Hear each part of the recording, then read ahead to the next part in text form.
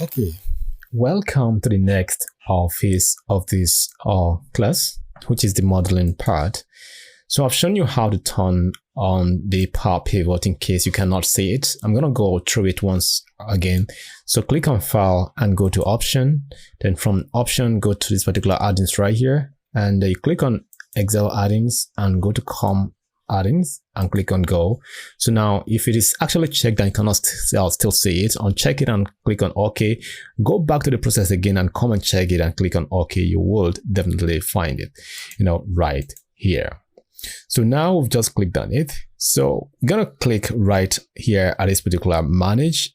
If I click on manage now, wow, we have a new view. So those are all the tables we actually imported inside our, Power Query, claimed and actually, do some transformation. If you look at it now, it's giving us this view that, oh, something is actually wrong with this. Can you see it? What we have right here is actually, column 1 down to column 19, which means we did something wrong a bit right here. So we have to just go ahead and fix it and come back right here and see how things can go. So what you can do to step off from here is to click on this particular Excel, switch right here. So we're going to go to store lookup, do this, and we can locate our store lookup right in here. So right click and go ahead and click on edit.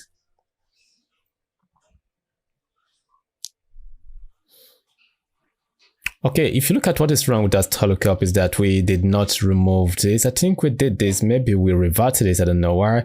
So another way to do this now is just come in here now and just make sure you remove the blanks, then click on OK. Let's see what we have. So the blanks are actually gone. So the next thing now is for we to promote the header. So we can go right here on home and you can see where it says use first row as header. So that has been done and the changes to the data type has been made for us.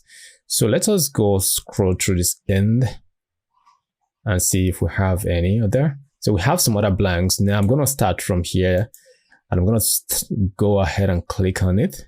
Just scroll. So we still have, now this is where we have no data tool. So now you can just click on the delete key on your keyboard and have that removed. So I think we have what we need right here. That is beautiful. As I always say, you just have to take away what you are not going to use. We're not going to use the phone number. We're not going to use this and this as well. So we can just get it off.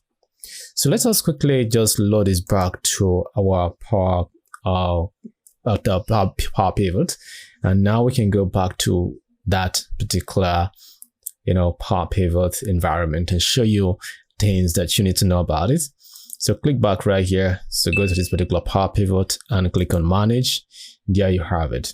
So we have two views right here. We have the data view where you can see the data live and direct, and you can click through the tables right here to switch between different tables right in this particular Power Pivot. Can you see it now? We have the data view. On the data view, you see every single columns, what you have sitting inside them. And we have this one called diagram view. On the diagram view, you see the tables, not data inside the tables. You see all the columns that is actually inside the table. And now this is where we can do the arrangement of our tables and actually link them up together to create, lookup, which we ordinarily, which would have done with XLOOKUP, index and match, or VLOOKUP and HLOOKUP. So right here, we don't do that. We just do normal drag and drop, and that is all. So before we do that, we need to understand something so that we can actually create, normal lookup table. So let's see how that works.